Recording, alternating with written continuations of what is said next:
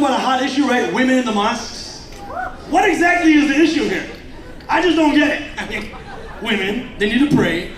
This is a mosque, a house of worship. Maybe the women should be in the mosque. And when they do allow the women in the mosque, they talk about it like it's some special mosque feature, you know? Mashallah, we have intizam for ladies. We have a dungeon.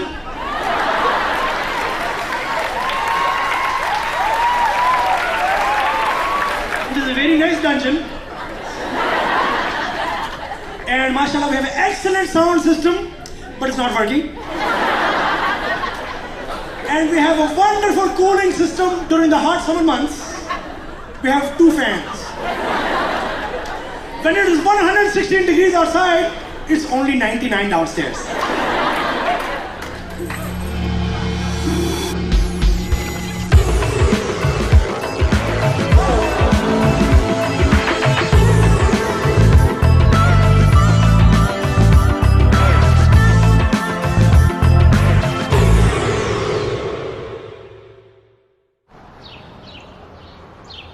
I want to quote you something from Martin Luther King. This is very interesting.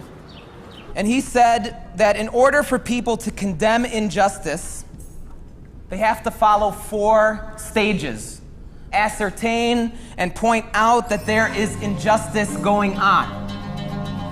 Secondly, once you realize that there is something going wrong, that there is oppression, go and negotiate with those who are oppressing you.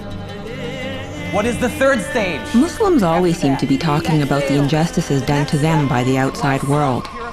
But I rarely hear Muslims talking about the unfairness that exists within our own communities. I pray in a room where there is a one-way mirror so the men cannot see me. I'm told we are a distraction. I look out and I see them, but they just see a mirror. The presence of women in my mosque has been erased.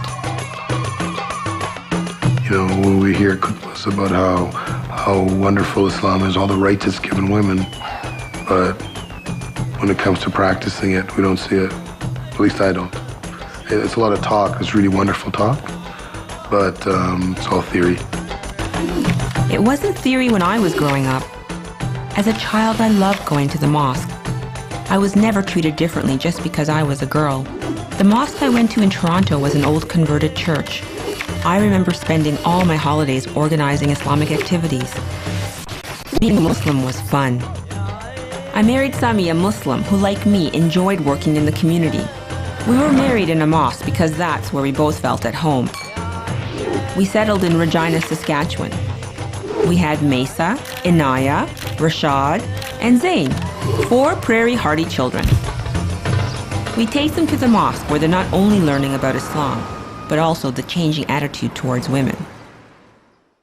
In the 27 or so years since I became a Muslim, we have gone through periodic phases where a group of people will come in and convince others that there should be absolute separation of men and women, or worse yet, that women should be forbidden to go to the masjid. And they think they have evidence of sunnah for that, which really isn't. And we have to fight it every time. And each time it has to be fought, because if we don't fight it, then it might actually become permanent. The women had prayed for years behind the men without any problems. One day I came to the mosque and there was a curtain hanging in the main prayer hall. The women were supposed to pray behind it. I joined a group of women who were praying in front of it in protest. Eventually, the men didn't have enough space and a separate room for the women was created. The world I knew was gone. The mosque was the most important part of my life, and now I didn't feel welcome there anymore. I felt a strong sense of spiritual loneliness.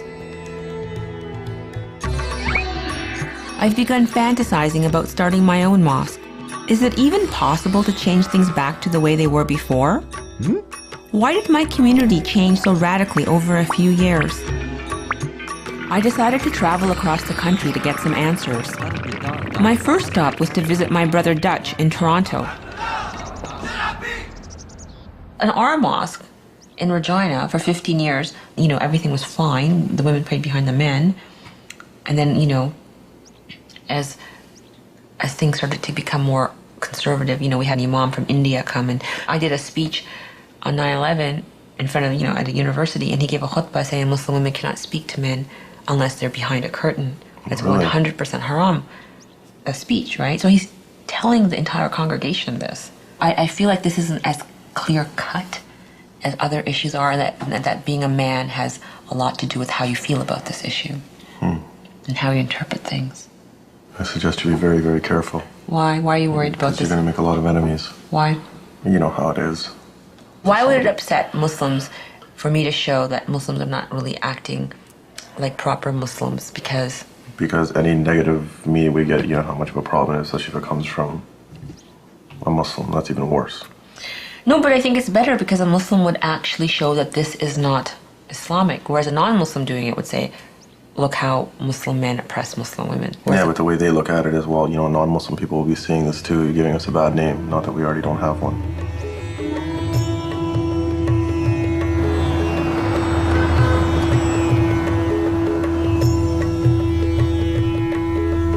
I went with my mom to her favorite mosque in Mississauga. She comes here almost every day to pray. She grew up in Pakistan where women never went to the mosque. No, it's not क्यों छोड़ रही हो इतने बच्चों को neglect करो forever. But they're okay there with someone. No, you think it's okay. ना बच्चे inside क्या feel करते हैं? Where's our mother? My mom and I have never seen eye to eye about barriers. She's never understood why they've upset me so much. You know how much I hate barriers and curtains. तो तू उस masjid में ना रहना जहाँ. But I don't know, I love this masjid. तो ये ठीक है इस तरह का? Yeah, I like this barrier because it's short, it's see-through. Yeah. What do you think? Do you like it? Yeah, I like this. I don't like a put curtain. You don't like the curtain? I like this one. What about in Pakistan? When you were growing up, did you go into the mosque? Never. Why? Why? Because I don't know, there's not a single woman goes to it because there are so many men and masjids are not big enough and they don't have even proper place. No, but they felt that women didn't belong in the mosque, right? Right? No, actually I didn't hear that either. But I don't know, women don't like either. Why? Why don't they like to go? Because you know why they don't want to go? Because they're not welcome. Men don't want them there, so they make it difficult for them to go. Can't you admit when you came to this country where they welcomed you into the masjids and didn't have these cultural hang-ups? This is where you learned Islam? Yeah, is this the country that you learned Islam? Yeah, we gain more because we are coming to the mosque. Where will you learn if you won't come to the mosque? And the masjids without the barriers are better for women. If some women feel comfortable, let them stay behind the barrier, and I don't mind. You don't mind the barrier?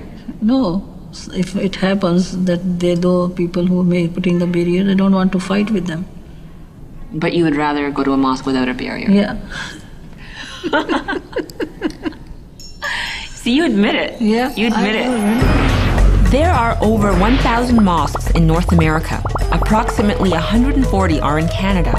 In 1994, 52% of mosques had curtains or partitions. By 2000, that number had gone up to 66%. One of those mosques is in Winnipeg. I talked to Jenna DeSantis and Shahina Siddiqui about their feelings. So tell me, when it first started, what did it look like? Well, in the late 1980s, I guess. Yeah. It started. I didn't come until 13 years ago, so that wasn't long ago. Right. And when I came, there was only a knee-high partition. I think they were going through the transition, but Sister Shahina was here before that small partition. But I think that was just the beginning of wanting to build this. Yeah.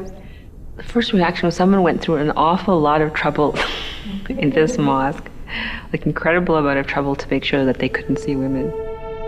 This was clearly probably the most well thought out design of any structure in this whole building.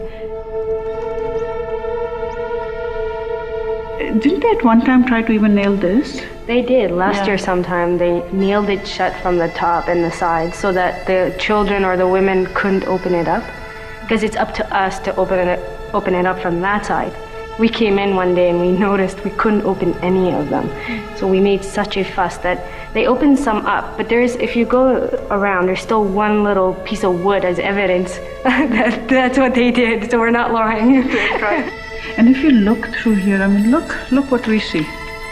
And even then, that is not acceptable. And if you are doing a PowerPoint or an overhead projector, like, I mean, this is crazy. There used to be, in the very beginning, no barrier at all. At the beginning, yeah, there was no barrier. I mean, I wasn't here, but Right. yeah. And were you here when the barrier started getting built? Well, okay. I was here when the barriers was erected, I guess. This one. I don't like to call it barrier. What do you like to call it? Let's call it partition. Okay, when the partition went up. Barrier remind me of that wall there, they're building out there, you know, in the occupied territories is a wall of apartheid or wall of occupation, wall of, you know, so partition. A partition. A partition. It's a demarcation. Right. Demarcation between men and women, basically. It's a demarcation. I mean, women, they can come here as long as there's no man here. I mean, there's no, you know, in Islam, mixing is not encouraged. I mean, there's no mixing between the sexes, you know, and there are all kinds of reasons for that.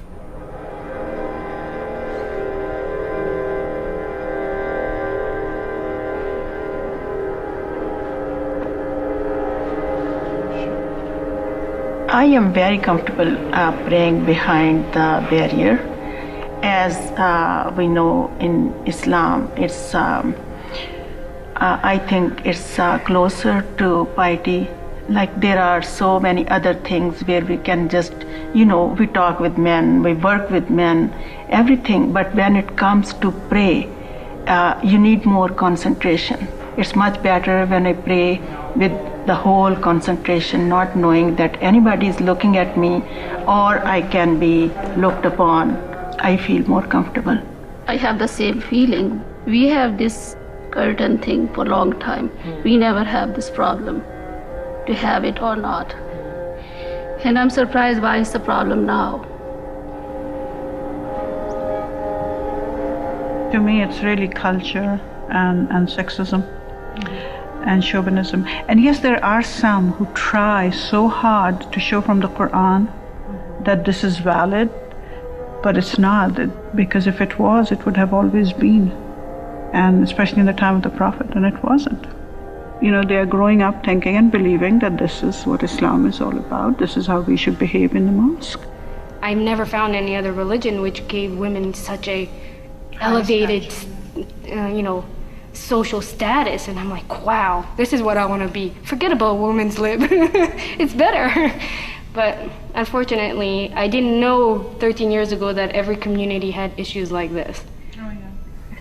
So I don't come here often, unfortunately. Mm-hmm. And that's really sad, because it used to be a very alive masjid. Oh God, I remember when this was halfway and I first converted, I was like, wow. It's not like a Catholic church where you have to sit on benches and you know, with your family. It was more comfortable for me. I sat in a row with women, I listened to the speech, and when everybody got up to pray and everybody did everything in unison, I was like, wow, this makes my heart beat. And it was like a heartbeat. But then when they put a barrier up, I'm like, what did I do wrong? I didn't do anything wrong. I was trying to pray.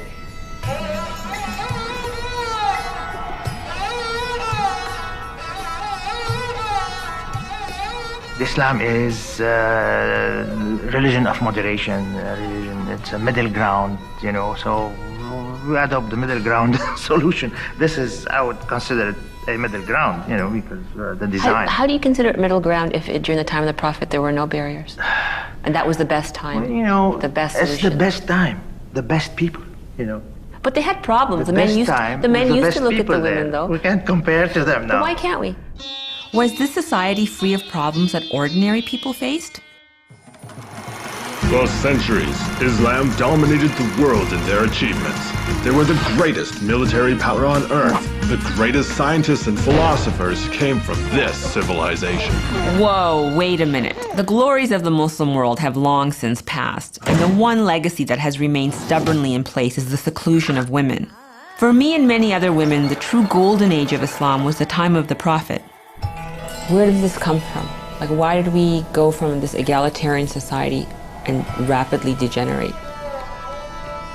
The degeneration of Muslim society in the 19th and 20th century is a reality that Muslim intellectuals and secular intellectuals acknowledged. But I think the really important point is that some of the greatest thinkers in the Muslim world, some of the greatest Muslim reformers of the 20th century, saw that the secret of the continuing decadence of the Muslim world was the disempowerment of women and the subjugation of women and the segregation of women from society, such that they had become the incapacitated lung. It's always important to see things in terms of their time and place. The Hadith are a collection of narratives that describe the early Muslim community. After the Quran, the Hadith are the most important source of knowledge in Islam. I talked to Sheikh Abdullah Adhami, a world-renowned Islamic scholar who specializes in Hadith literature. I wanted to find out what the narratives have to say about barriers in mosques during the time of the Prophet. By the grace of God, I was blessed to go over all these narratives in their entirety, meaning the whole works and their major corpuses. And, so by the grace of God, it's really an incredible honor to go through these narratives, not just for this purpose, but finding and calling what all these gems in them is quite incredible bounty. How do we know that they weren't barriers during the time of the Prophet, peace be upon him? Like in the time of, say, Medina, when the community had matured spiritually? Some men used to retreat in the prayer lines so that they could be close to the women, to the lines of the women. And so the Prophet, peace be upon him, said, the best lines of the men are those in front. This is explicit context, of course, but it's a very general narrative. And there are many instances like this. They're very small vignettes. They're not really about the barrier because it was never an issue. It was never an issue. There are lots of hadiths which show that barriers didn't exist at the time of the Prophet. For example, some men had clothes that were so short the Prophet asked the women to delay their rising from prostration. This gave the men enough time to pull their shirts down. If a woman had trouble hearing in the mosque, it was no big deal to ask a man to repeat what was said. In fact, women could even speak up in the mosque. Omar, the second caliph, tried to limit the mahr, which is a monetary gift a man gives to a woman before marriage. A woman spoke up and challenged Omar with a verse from the Quran. Women also had active social lives outside the mosque. They participated in the military. Omar even appointed a woman to be an arbiter in the marketplace, which was a very public area. And men who were away on missions were ordered to return to their homes within 4 months to satisfy the needs of their wives. But aren't those examples that the problems of fitna that the men are so worried about today, that the men will look at the beautiful women, the women will see us, all those issues that they worry about actually happened during the time of the Prophet? Yes, they did. And he never dealt with it with a physical barrier. He never, ever dealt with it. That's a beautiful point. That's exactly the point. As a matter of fact, the Prophet, peace be upon him, there's so much evidence for the lack of barrier. The so-called legal scholars assume positions that it is categorically forbidden for a woman to travel by herself for any purpose. So you mean to tell me that all these masters who are women imams, who traveled the Muslim world, they were teachers in the public masajid? Were they behind curtains? No. No? Some of them were on the minbar themselves. Fatima bint Abbas was so eminent in her time. She was a contemporary of Ibn Taymiyyah. And she taught from the minbar. She sat on the minbar and she taught the men.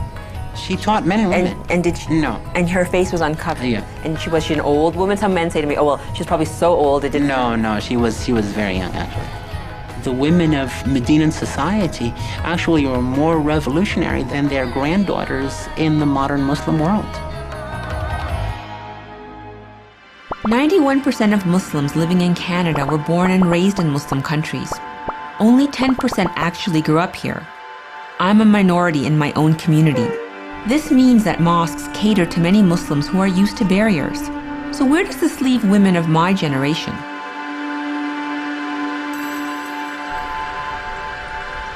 I went with my friends to listen to Professor Asma Barlas, who talked about the importance of equality in Islam.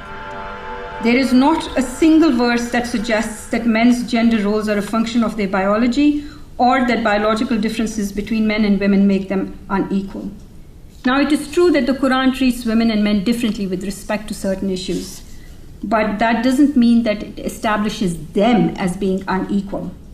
We will be unable to change anything unless, as the Quran says, we begin by changing what is in our own hearts and by opening them to the truth. Islam views women as spiritual equals, but Muslim men do make many distinctions, and that's what frustrates women of my generation. I find it absurd to be made to feel that some brother in the congregation might find the sight or sound of me arousing when I have a 17-year-old son, and that's the median age of the guys in the congregation. I mean, if you find me arousing, you've got problems I can't help you with. I'm not interested.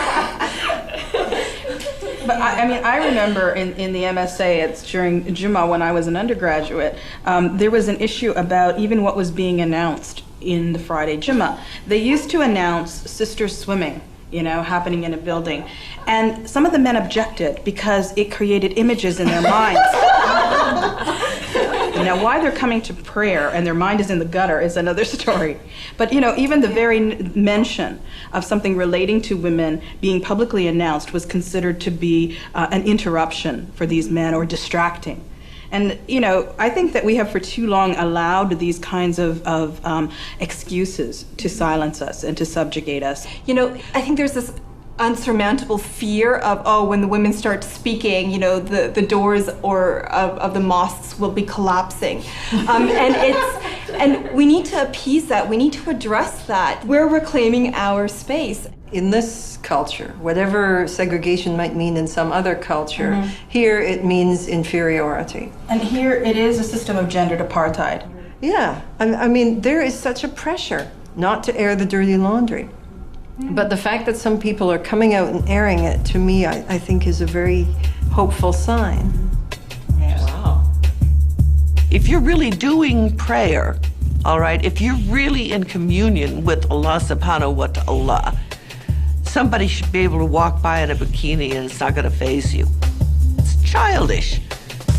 And it's really degrading to men to say that men are so weak that they can't resist a little, look here or there.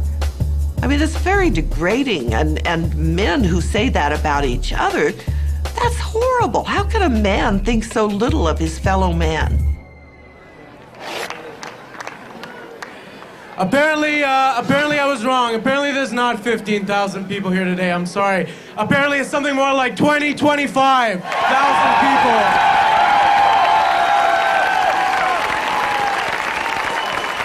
A woman who I'm very proud to call a friend and comrade, UBC student and PSG member, Itrat Syed. Let's welcome her.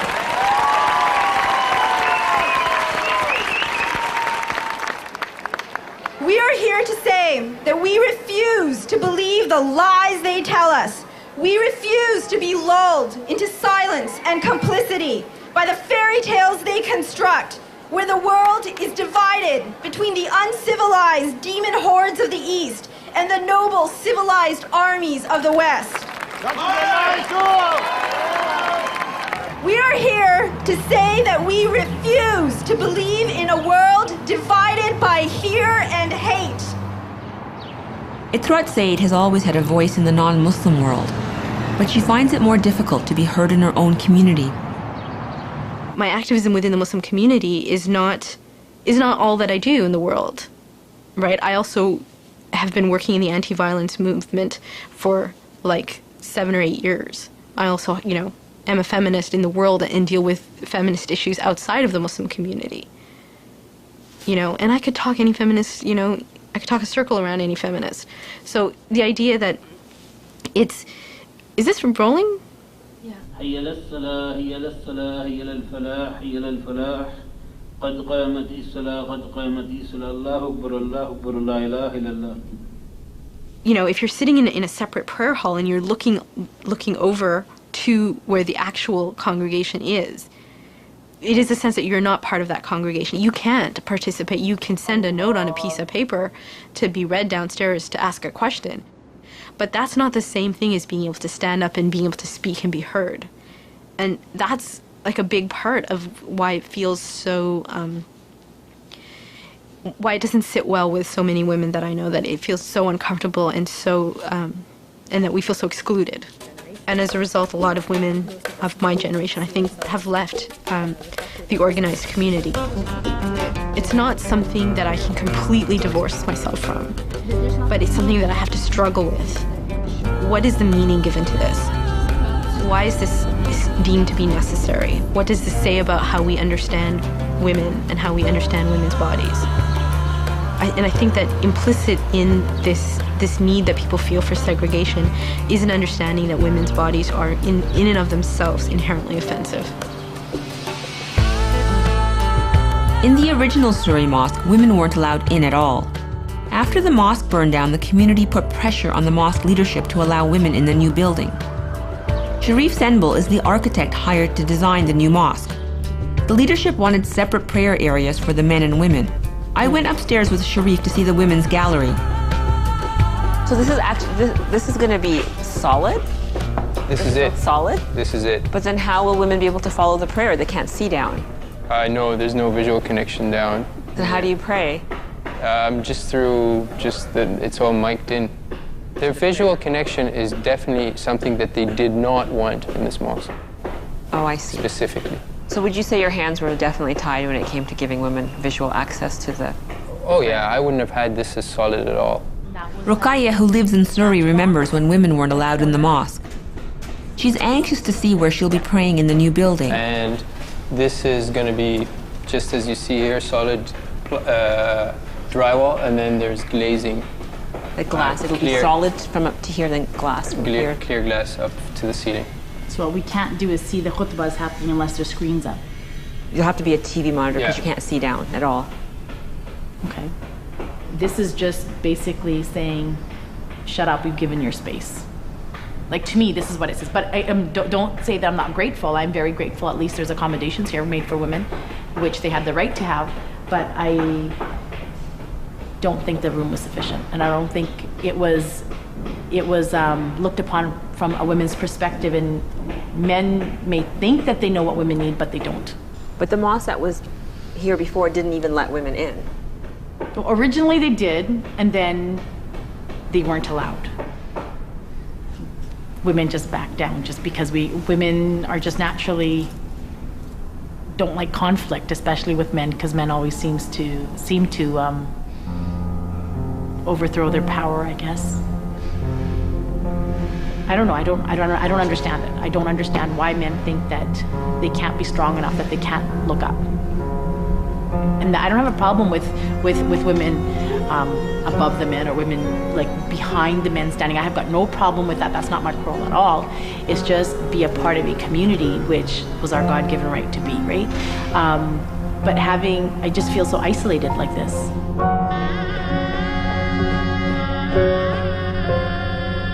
Ruqayya's story is similar to many other women I spoke to. I needed to travel to a place where Muslims were talking about this issue in larger numbers. I flew to the US to attend a conference about how Muslims live in North America.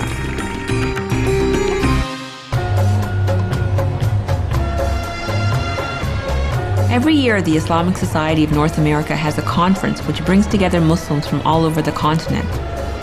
It also has the largest bazaar where you can buy the latest Islamic books, art, music, and fashions. This is also one of the few spaces where it's not considered wrong for Muslim men and women to be together. I met with some American Muslims to find out their thoughts about how to change the situation for women in mosques. American society in itself is founded on the oppression and the subjugation of women. Every woman not in your immediate family is taboo to you.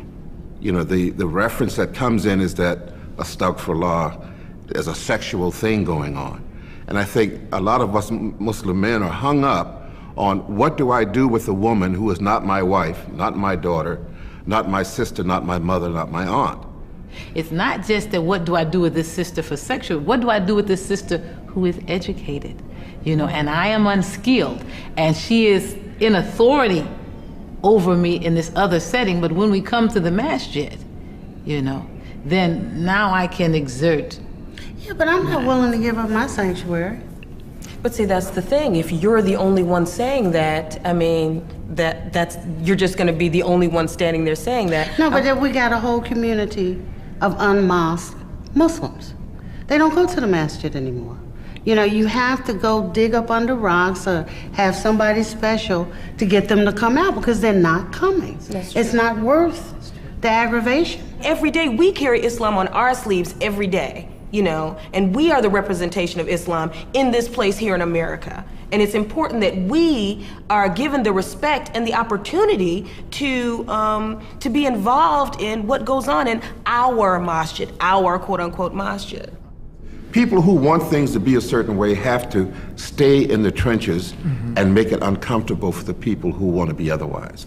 If you keep leaving and opening other masajid, and if you keep keeping Friday prayers where you only listen and don't respond, you never have a community that is liberatable by what the Quran offers. Right.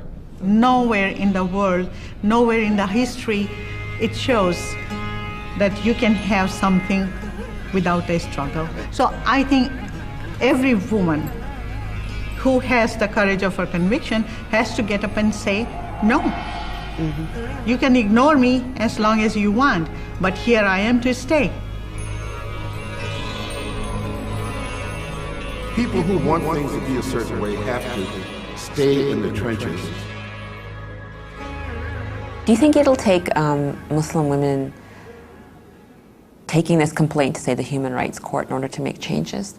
I mean, some women are talking about that. I really hope it doesn't go that far, and I don't think it necessarily has to go that far, because I don't think the women have actually taken the step of just going in and saying, I'm not going anywhere, you know.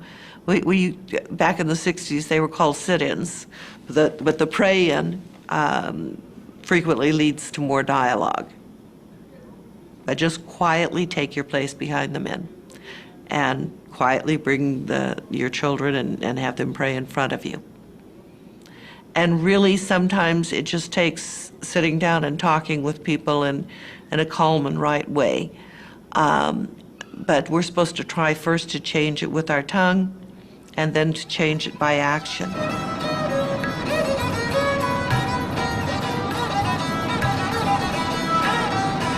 I traveled to Morgantown in West Virginia. I read a story about Asra Namani and how she dealt with her struggles. In her mosque, women weren't allowed to enter through the front doors or pray in the main hall. Because of this, she went on to publish articles in major American newspapers. A Muslim group intervened and Asra won the right to enter through the front doors and pray in the main space. But not without a price. Asra and her family have been ostracized from their own community. I think that you are probably the first woman in North America to actually formally complain about how Muslim women are treated in mosques. And in 2004, I mean, 2004, for me to even be in a position to have to do that is just, one, it's tragic, and then second, it's great. Because if not now, when? So have they told you that you can now officially pray here? They have. What we fought for the right to be able to be present. Right. To not hide just behind that wall. So that's where they would have wanted you, up in the balcony? Yeah. So now, after you filed the complaint with CARE and ISNA got involved, yeah, where's your space? Where do you pray? So we've marked off this space over here, just symbolically.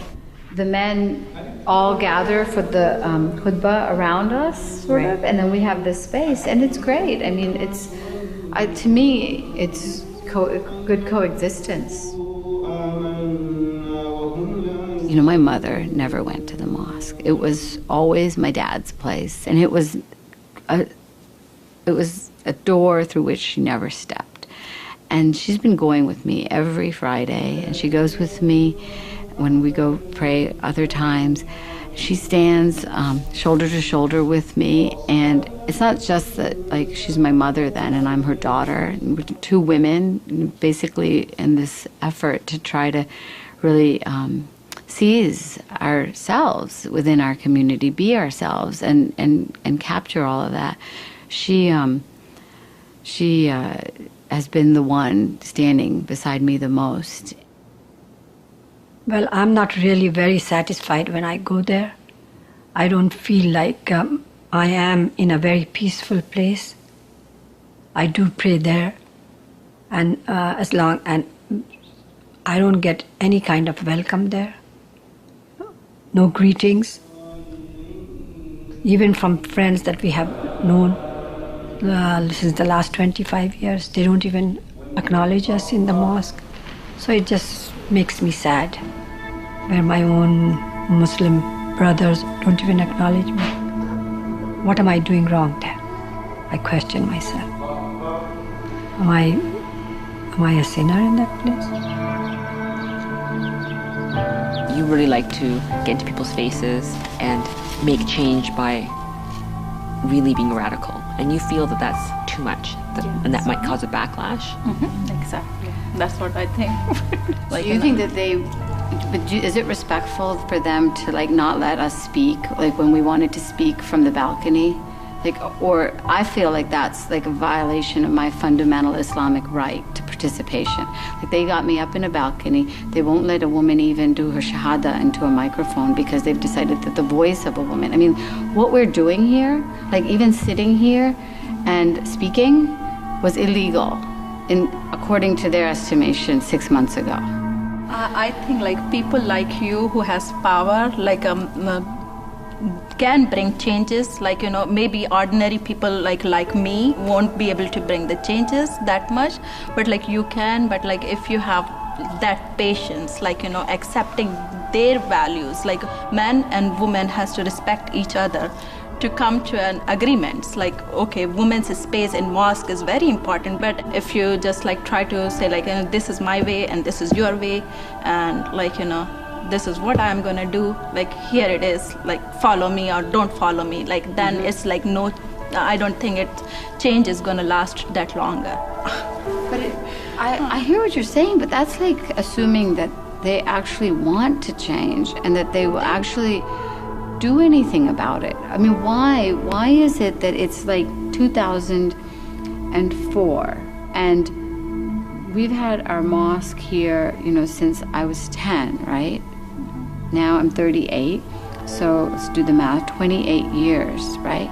And all that time, like, we haven't figured out a way to get a single woman onto the board, a single woman into the executive committee, a single woman into any kind of really active position, because it's been so much just entrenched prejudice all the time, ultimately. You know, I mean, it's hard for our communities to take, but sometimes we have to embarrass them into doing the right thing. They should have done the right thing on their own, but, right, you know, there's all these complex reasons as to why they don't. I want to just change the rule. Like, just change the institutional rule. Just like Rosa Parks had to get the law changed in order to allow blacks to sit anywhere on the bus that they wanted to sit. And then, like, maybe slowly, after 30 years, then they would get it, and they would say, like, you know what, actually that wasn't so fair so long ago.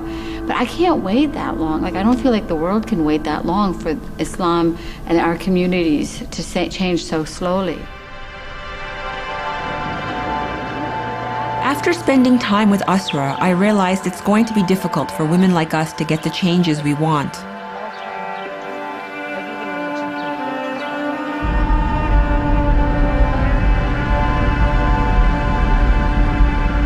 Tariq Swaydan is a management expert who writes extensively about Muslim leadership. He feels mosques are in need of improvement. Unfortunately, there is a lack of vision. There is a lack of management in the modern sense of our masjids, our mosques. And that is why, in my opinion, we have a major problem. I was the leader of the masjid, and I was also giving the sermon. I was leading the prayer. Right. And I gave the order that there is no separation. There used to be before? Oh, yes. What was it like? There was a glass wall. And the women had to pray behind the glass? Yeah, and one-way glass wall. Oh, just like us? And what did you do? I asked them to come in. the women to come, and did they want to? Yes. And what did the men say? Some of them complained. Really? But when I showed them the sayings of the Prophet and the actions of the companions, they did not have enough knowledge to answer that. So you actually, this is the first time I've heard this. Yes. As an imam of a mosque, you told the women they weren't to be in their room anymore. They don't have to. So it is their choice where to stay. I visited the masjid about 7 years after I left, and they listened to my lecture without any curtains or glass. They came in. That's a really uplifting story, you know. You would think that having a choice of where to pray in a mosque would seem like a simple thing to ask for. But first, you have to change the attitude of the community. The Winnipeg Muslims came together to enjoy a camp with their children.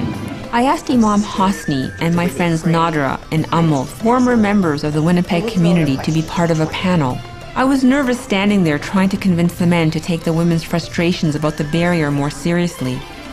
The whole issue of where do women pray became a huge issue, you know. The big debate about could a woman be seen, could her voice be heard.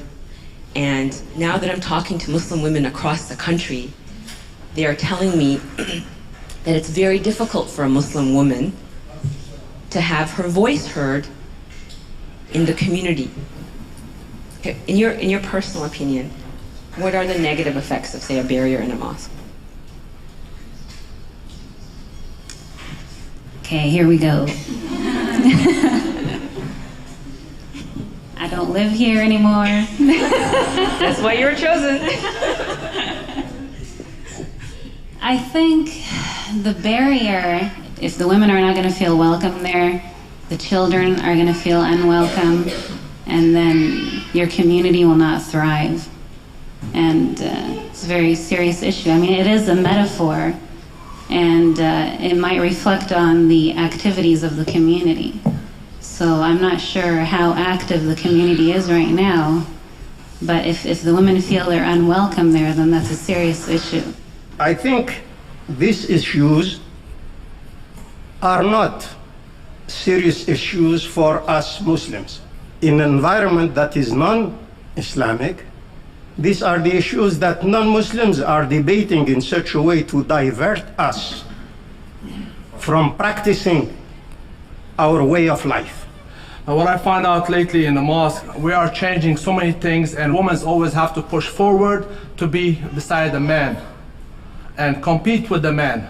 That's what I noticed in our community lately. A lot of things are coming up, and they have to have their words. Like, we're not denying the woman in our community or the sister. We like to take their opinion and everything, but I think, to me, I believe in a woman. The right place for her to be is at home. I believe in high education. Women should strive to be part of their community. That's what I said. That's what I'm not denying what you're saying. I'm saying if everybody went to the loose, start learning more about things, start learning more about things and getting more loose.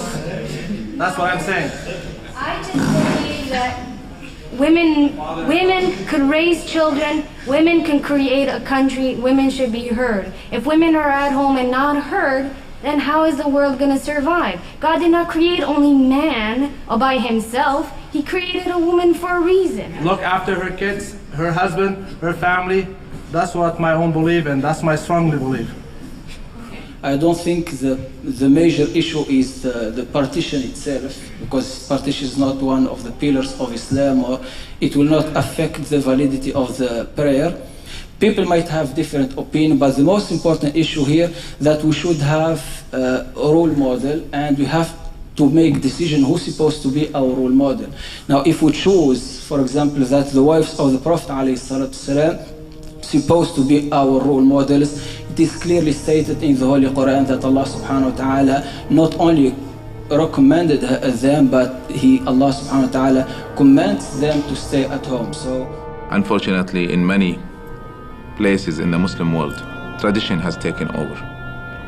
And many people cannot separate tradition from the pure teachings of Muhammad sallallahu alaihi wasallam. if we take a deep look at what was practiced in the life of the Prophet ﷺ, then we will see very clearly that there was no walls or curtains separating men from women, except in one case, and that is the wives of Muhammad ﷺ, for the reason that they are, to Muslims, are like the mothers, and they should not be looked upon except with pure hearts, and that's why they were separated.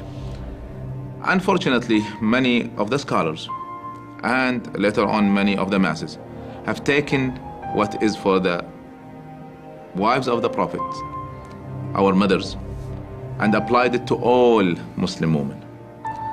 And thus, you should not talk to them except from behind a separation like a curtain or a wall. If you go and look into history, and I have done that, and if you go and look into the sayings of Muhammad ﷺ and the words of the Quran, it's very clearly this is a specific case for the mothers of the believers, the wives of the Prophet, peace be upon him, and may Allah be pleased with them, but not for everyone else. What do you think is the reason that Muslim men are trying so hard to separate and segregate women? Like, what do you think the underlying? Ignorance is the underlying reason. It really is.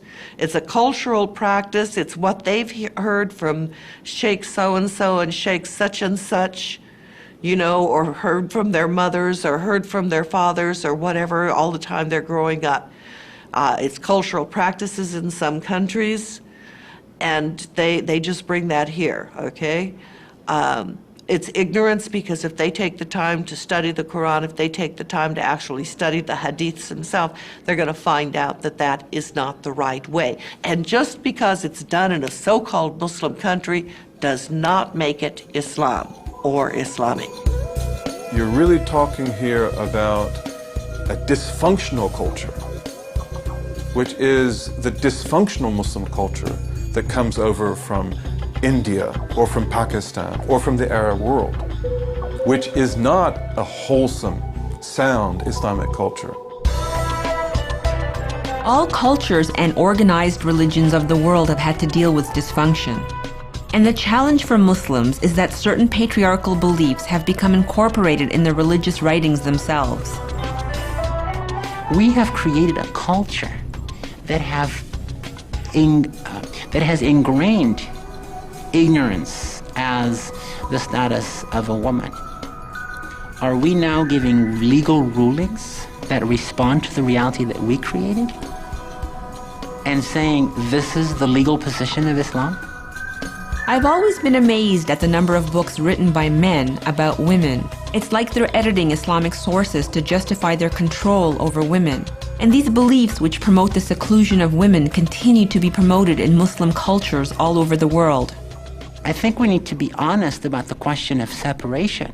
For in reality, when there is a purpose that is constructive for our coming together, the Quran enjoins the men and the women to be together in society, in social settings, because they are equally responsible to take care of the world.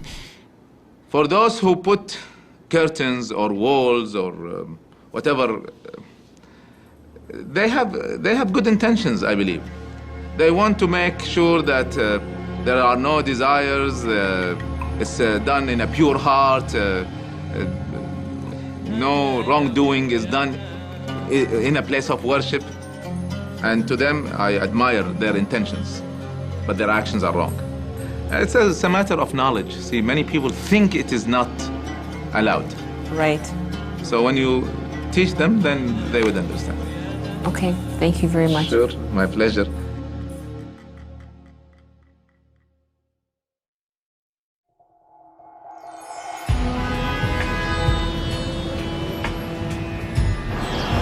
Back in my mosque in Regina, changes are starting to happen. Assalamu alaikum. Wa alaikum salam, Sister Zarqa. How are you today? I'm good, alhamdulillah. How are you? This year, our community voted in a new president.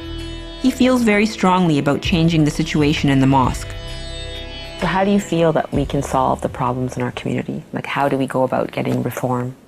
They are looking for a change, a positive change where we can bring unity and we can bring people together and we can put the bylaws in order and to make it enjoyable community. The best way is just to put the problem on the table. You look to the problem, I look to the problem, and we have two skills, the Quran and the Hadith. And I believe we will resolve all the problems, and I am not anticipating any problems in the near future. It's only now that women are gradually becoming more active in the mosque. My friends have just been chosen to sit with men on various committees. Enjoy the rest of the Friday prayer and have a nice day. All right. You Bye. too. Assalamu alaikum.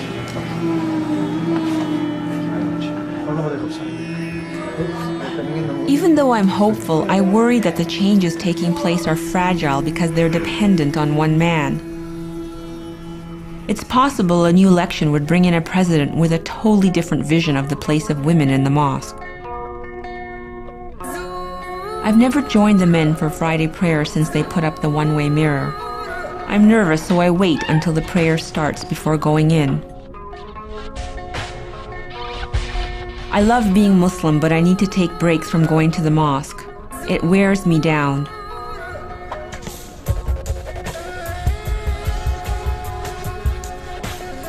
For me, the mosque is the heart and soul of the Muslim community. I want my kids, especially my daughters, to have the same sense of joy that I had growing up Muslim.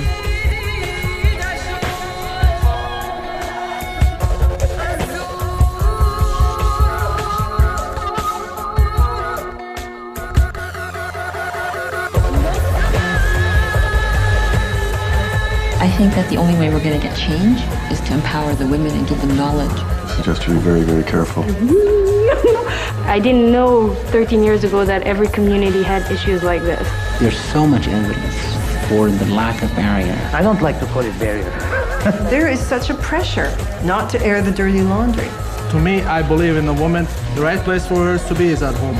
What does this say about how we understand women and how we understand women's bodies? I don't feel like the world can wait that long for Islam and our communities to change so slowly. You can ignore me as long as you want, but here I am to stay. Unfortunately, in many places in the Muslim world, tradition has taken over.